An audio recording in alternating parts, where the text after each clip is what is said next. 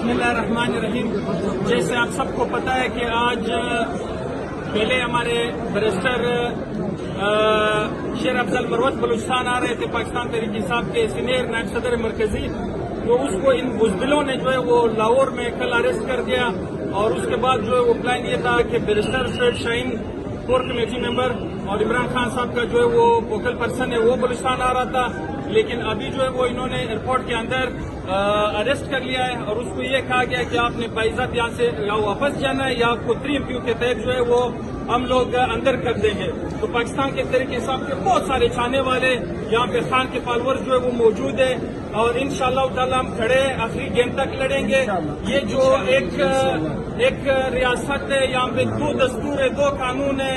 एक तरफ जो है वो पीडीएम के लिए सारी जो प्रोटोकॉल है, सारी ऐसे सारे मामला उनके लिए आसानियां पैदा कर रहे हैं और दूसरी तरफ पाकिस्तान तहरीक इंसाफ को दीवार से लगाने की कोशिश। इतना डर और खौफ खान के एक अदना खिलाड़ी से, तो आप खान का क्या मुकाबला करोगे? इंशाअल्लाह ताला खान 8 फरवरी को जुल्म का बदला इंशाअल्लाह ताला वोट से लेंगे। ये 3 कन्वेंशन बलूचिस्तान के तारीख के सबसे बड़े कन्वेंशन होंगे इंशाअल्लाह ताला। आप अवाम के दिलों को नहीं मोड़ सकते हो। आप अवाम ने जो फैसला कर लिया इंशाअल्लाह ताला वो आपको लग पता जाएगा। ये जो 3 हमले कन्वेंशन रखे इंशाअल्लाह ताला बलूचिस्तान के तारीख के सबसे बड़े जलसे होंगे। अभी हम बुज़दिल नहीं है, इंशाअल्लाह ताला हम अपने मेहमान की हिफाजत करेंगे। एक मरतबा इंशाअल्लाह ताला वो बाहर आ जाए उसको फिर हम निकाल सकते हैं।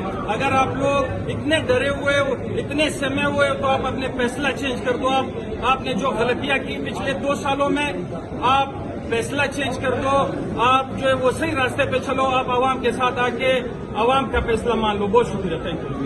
बहस मुकम्मल की है और उस बहस से नजर आता है कि 14 की शिकायत ये है कि हमें वोट नहीं डालने दिया गया। पहली बात तो ये है कि वोट पीटीआई के इंटरनल जो इंट्रा पार्टी इलेक्शन होते हैं उसमें वोट सिर्फ और सिर्फ वो शख्स डाल सकता है जो मेंबर हो पीटीआई का। भाई थोड़ा अंदर कर लेना यार। ये 14 के 14 जो पिटिशनर्स हैं जिन्होंने ये दरखास्त की है इलेक्शन कमीशन ऑफ पाकिस्तान में दायर, हमने अपने डेटा बैंक में चेक किया है, इनमें से कोई भी इलेक्शन के दिन पीटीआई का मेंबर नहीं था। कुछ लोग मेंबर बने थे लेकिन उनको डिस्क्वालीफाई कर दिया गया, उनको नोटिस दिया गया और उसके कार्रवाई के बाद उनको टर्मिनेट कर दी गई, उनकी मेंबरशिप खत्म कर दी गई और उस बात को अरसा गुजर गया है। इसलिए उनका तो इलेक्शन में हिस्सा लेने का हक ही नहीं था। दूसरी बात ये कि जो 14 के 14 लोग हैं वो ये कह रहे हैं कि हमें वोट का हक दिया जाए। अगर वो मेंबर नहीं है तो वोट नहीं कर सकते, लेकिन उसके अलावा एक और बात भी है कि हमारे इलेक्शन जो होते हैं पीटीआई के, उसमें अगर कोई दूसरी तरफ ना आए, अगर कोई दूसरा अपोजिंग कैंडिडेट ही ना हो इलेक्शन के लिए, तो फिर वोटिंग की जरूरत ही नहीं पड़ती, वो अनअपोज्ड होता है। तो इनका जो मौकफ है सारे के सारे पिटिशनर्स का कि हमें वोट का हक नहीं दिया गया, वो तो वैसे भी दुरुस्त नहीं है, क्योंकि वोटिंग की जरूरत नहीं पड़ी जब सारे अनअपोज्ड हो गए इलेक्शन। इसके अलावा मैंने देखा कि उन्होंने जो नुकात उठाए उनमें से कोई भी ऐसा नुक्ता नहीं जो कि इलेक्शन को चैलेंज कर सके या इंट्रा पार्टी इलेक्शन जो हुए उनको किसी तरह उन पे कोई सवालिया निशान उठाया जा सके।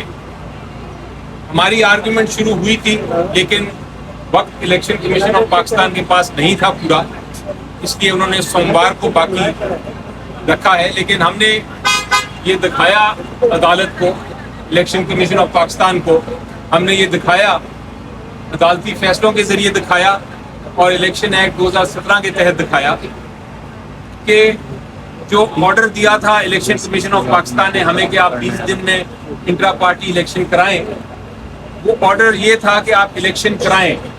یہ آرڈر نہیں تھا کہ ہم الیکشن کو دیکھ سکتے ہیں، اس کی ویلیڈیٹی دیکھ سکتے ہیں، ہم دیکھ سکتے ہیں وہ کدھر ہوا، کتنے لوگ آئے، کتنے لوگ نہیں آئے، کون الیکٹ ہوا، کون نہیں ہوا. یہ باتیں دیکھنے کے لیے الیکشن نہیں تھا. قانون یہ کہتا ہے کہ الیکشن کمیشن آف پاکستان نے صرف یہ دیکھنا ہے کہ کیا الیکشن ہوئے کہ نہیں ہوئے. ہم نے اس قانون اپنی آئین جو 2019 کا آئین ہے پی ٹی آئی کا، اس کے مطابق الیکشن کرائے، بالکل کلیئر کرائے. اس کے اندر ہم نے یہ بھی بتایا کہ کس دن الیکشن ہوں گے، یہ بھی بتایا کہ اگر کسی نے الیکشن لڑنا ہے تو نامینیشن پیپرز حاصل کر سکتا ہے ہمارے کسی بھی دفتر سے. دفتر کھلے تھے. جو الیکشن کمشنر تھے ہم نے ان کو بھی اپوائنٹ کر دیا، وہ بھی موجود تھے، ہر ایک کو پتا تھا. میڈیا پہ بھی یہ آتا رہا، بلکہ جس دن میں نے اپنی پریس کانفرنس کی تھی اس دن ہم اناؤنس بھی کر دیا تھا کہ ہفتے کے دن الیکشن ہوں گے. سو اس کے سب کے باوجود کوئی نہیں آیا، کسی قسم کا نامینیشن پیپر لینے نہیں آیا، کوئی کال نہیں ہوئی، کوئی لیٹر نہیں لکھا گیا، کوئی واٹس ایپ کا میسج نہیں آیا کہ ہم بھی الیکشن میں حصہ لینا چاہتے ہیں. تو جب وہ ایک پینل تھا اور ایک ہی کینڈیڈیٹ تھا چیئرمین کے لیے تو ہم نے اس کے مطابق ان اپوزڈ الیکشن کرا دی. میری نظر میں یہ الیکشن بالکل آئین کے جو 2019 کا آئین ہے پی ٹی آئی کا اس کے مطابق ہوئے اور جو الیکشن ایکٹ ہے اس کے مطابق ہوئے. کسی قسم کا کوئی گنجائش نہیں ہے کہ اس الیکشن کو چیلنج کریں. اور جس طرح میں نے کہا کہ یہ جو 14 پٹیشنز آئی ہیں یہ تو ممبرز بھی نہیں ہیں اور انہوں میں سے کسی نے بھی آ کے یہ نہیں کہا کہ ہم الیکشن میں حصہ لینا چاہتے ہیں. سب کی اپلیکیشنز پڑھ لیں، وہ سمپلی جنرل باتیں کرتے ہیں. وہ کوئی بھی پینل کے ذریعے نہیں آیا، کوئی بھی یہ نہیں کہنے آیا کہ میں چیئرمین یا پینل کے ذریعے الیکشن لڑنا چاہتا تھا، مجھے الیکشن نہیں لڑنے دیا. ہمیں علی ظفر صاحب یہ بتائیں کہ یونین کاؤنسل کے الیکشن تک یونین کاؤنسل کے الیکشن کے لیے پی ٹی آئی کے 50 امیدوار آتے ہیں اور یہ کیسے مان لیں کہ پی ٹی آئی کے انٹرا پارٹی انتخابات کے لیے کوئی بھی نہیں آیا سامنے. یہ ماننا پڑے گا لوگوں کو کیونکہ حقیقت یہی ہے. آپ نہ مانیں وہ الگ بات ہے، لیکن حقیقت یہی ہے کہ کوئی نہیں آیا. اگر آتا تو ہم الیکشن اس کی ووٹنگ بھی ہو جاتی، لیکن کوئی بھی آج تک نہیں آیا جس نے یہ کہا ہو کہ میں یہ پینل لے کے آیا تھا، یہ میرے نامینیشن پیپرز ہیں اور میرے نامینیشن پیپرز ایکسیپٹ نہیں کیے. علی ظفر صاحب یہ بتائیں کہ آج علی ظفر صاحب یہ بتائیں کہ آج انتخابات کی آمد ہے اور انتہائی خوشگوار ماحول میں چیف الیکشن کمیشن نے آپ سے ایک شکوہ کیا. خوشگوار ماحول میں وہ کیا شکوہ تھا جو چیف الیکشن کمیشن نے آپ سے کیا؟ چیف الیکشن کمشنر صاحب نے کافی گفتگو کی اور ایک بات انہوں نے ضرور کہی تھی. انہوں نے کہا تھا کہ آپ نے آر اوز کے جو ہے آپ نے اسٹے لے لیا ہے. ہمارا خیال تھا کہ شاید آپ کے رائیول لوگوں نے لیا ہے یہ اسٹے. آپ نے کیوں اسٹے لیا؟ تو میں نے ان کا یہ جواب دیا کہ مجھے بھی آج صبح ہی پتہ چلا ہے کہ وہ اسٹے ہے، اس لیے وہ مکالمہ تھا، وہ لائٹ ہارٹڈ قسم کا مکالمہ تھا جو ہوتا ہے اس طرح کی. خیر افضل مروت صاحب کو گرفتار کر لیا گیا ہے. علی ظفر صاحب آپ سمجھتے ہیں جو آپ کے خلاف درخواستیں آئیں یہ فرمائشی طور پر آئے؟ جی لگتا یہی ہے، کیونکہ آپ دیکھیں کہ ایک تو ہر ایک نے ایک دوسرے کی جو بحث تھی وہ اڈاپٹ کی ہے، یعنی وہ کہا ہے کہ ہم وہی بحث کر رہے ہیں. اور دوسری چیز یہ کہ اگر آپ بہت ساری اپلیکیشنز دیکھیں تو وہ اسی ہینڈ رائٹنگ میں ہیں اور اسی وہی الفاظ استعمال ہوئے ہیں اور شاید پین بھی کچھ اپلیکیشنز میں ایک ہی ہے، قلم بھی ایک ہی ہے. تو لگتا یہی ہے کہ لوگوں نے بس آ کے سوچا کہ ہم اپلیکیشن دے دیں.